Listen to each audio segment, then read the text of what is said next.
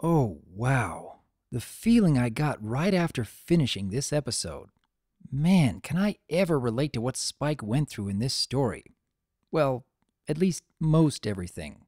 I gotta say, I am thoroughly impressed with the direction they ended up going with in this episode. There were several points where I thought I knew what would end up happening, and the MLP staff managed to twist things a little bit here and there to make an even stronger story overall.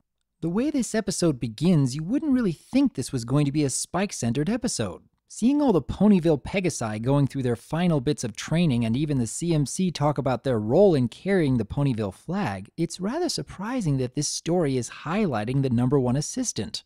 Given that we were first told about the Equestria Games over a year ago, we might have thought that there would be a lot of focus on the events themselves.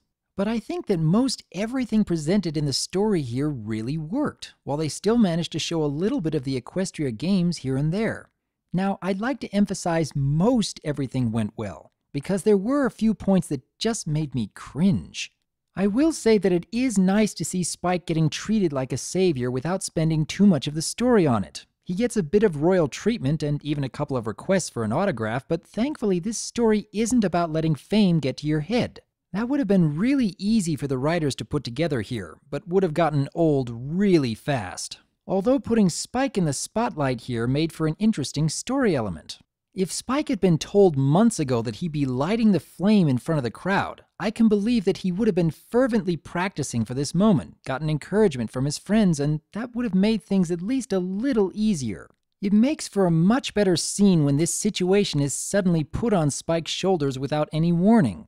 Now, when Twilight ended up being the one to light the fire, I thought that maybe they would have spent the rest of the episode with Spike not being able to forgive Twilight for taking his moment away. But Twilight doesn't make any effort to hide this fact from Spike, and it really would have felt forced if she did. And while it was a bit over the top that Spike suddenly believed he had psychic powers, the moment didn't last all that long. Even though Spike was feeling down on himself, the fact that he was making the effort to try and do something about it and not rely on those around him shows some strength of character. It's just that trying to take over a presentation in the middle of the games was definitely going about things in the wrong way. And why did they have to make this go on for a full minute of the episode? I understand what they were going for, and it was really effective at getting the audience to cringe, among the ponies in the stands as well as the viewers watching the episode itself. But much like with the overly schmaltzy dialogue in Hearts and Hooves Day, they took this concept way too far. And it makes it really difficult for me to sit through a scene like this more than once, although that small bit at the end does help a little bit in making up for it.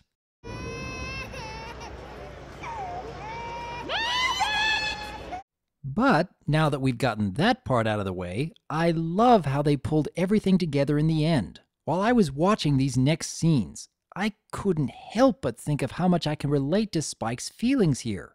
Not wanting to be a burden on anyone, just sulking until everyone can go home. These really are the kind of moments where, similar to what Twilight does here, a friend has to be a little firm on getting you to go out and try to find something to take part in. I love some of Twilight's responses here as well. And while I was first watching this episode, I thought they were putting focus on this disabling magic to show how ponies are kept from cheating during the games. It was an interesting effect that I didn't realize would have any real bearing on the story later. But when that cloud of ice began to descend on the crowd, they show that many of the Pegasi are springing into action to slow it down, while also mentioning why no one in the crowd is using magic to help the situation. This makes Spike's moment far more meaningful because the writers took the time to explain why so many other ponies were unable to fix the situation. If they had just shown Spike having his instant reaction of heroism without anyone else trying to act first, it would have felt unbelievably forced. A big thanks to the MLP staff for making this moment much more believable and meaningful. But even after all of that, we might have expected that Spike would start believing in himself. Instead, we get a surprisingly relatable moral about how it won't make any difference on how much others praise you and even believe in you. If you choose to see yourself as worthless, then no one else will be able to change that. Bravo to the MLP staff for making this lesson in such a worthwhile way. Spike may have had his childish moments here and there, but he managed to step up when it really mattered and learn something immensely valuable in the process. But even putting aside everything having to do with Spike, we still get a highly entertaining episode with all the added characters. The CMC are cute as usual, Pinky gets even more enjoyable lines, Miss Harshwinny gets a few more moments to show her professionalism, and it's always fun to see Derpy making another appearance.